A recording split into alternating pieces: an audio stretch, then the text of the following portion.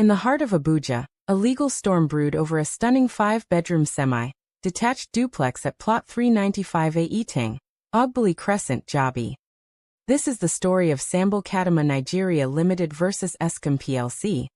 A gripping tale of tenancy disputes, unpaid rents, and a property that promised luxury but delivered headaches. It all began in 2014 when Sambil Kadama Nigeria Limited, through their attorney Anthony Bios, rented out their lavish property to Eskom PLC for 2 years at N10 million per year. The duplex, complete with a guest chalet, boys' quarters and a swimming pool, seemed like the perfect deal. Eskom paid N20 million upfront for 2014 to 2016.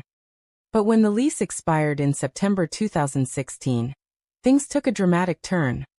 Eskom renewed their tenancy for another year, paying N5 million upfront, but leaving a N5 million balance unpaid. Sambil, frustrated, sent demand letters through their solicitors Lifeline Chambers. They even offered a 10% discount, reducing the outstanding rent to N4.5 million.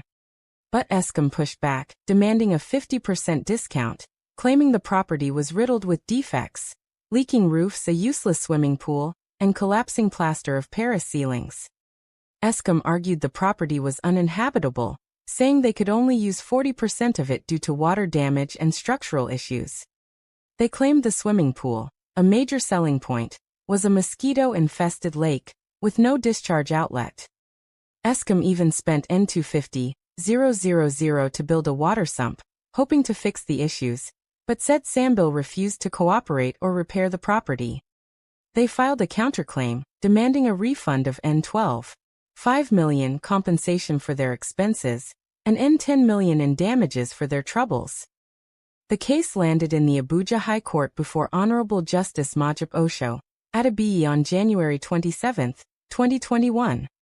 Sambil demanded N5 million in rent arrears, possession of the property, N83,300 monthly mean profits from October 2017 until Eskom vacated, and N5 million in legal costs.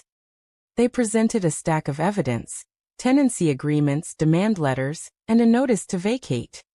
Eskom, however, fought back, arguing that Sambil's failure to maintain the property justified their non-payment.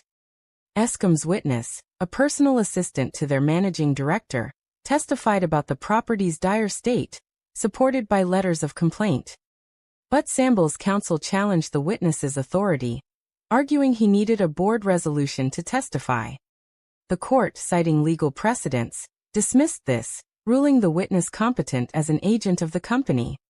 Justice Osho-Adebiyi carefully examined the evidence. The tenancy agreement, marked without prejudice, became a key issue. The court ruled that after the original lease expired in 2016, the agreement no longer applied, and the new tenancy fell under the Recovery of Premises Act.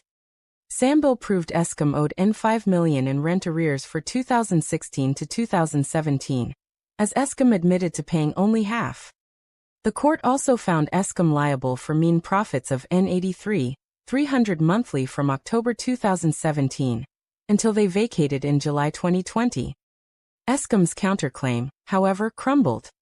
The court invoked the principle of caveat lessee, buyer beware, stating that Eskom, having inspected and paid for the property, couldn't later complain about its condition without pre-tenancy evidence. Their claim for a refund and compensation for improvements, like the water sump, failed due to lack of written landlord consent, as required by law. In the final judgment, the court ordered Eskom to pay Sambil N5 million in rent arrears and mean profits until July 2020.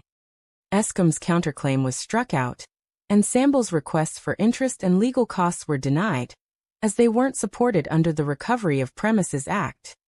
A bitter lesson in tenancy law unfolded in Abuja's courts. This case reminds us, whether landlord or tenant, know your rights and inspect thoroughly before signing. What do you think of this ruling? Drop your thoughts in the comments, and don't forget to like and subscribe for more legal stories. Welcome to the Courtroom Chronicles.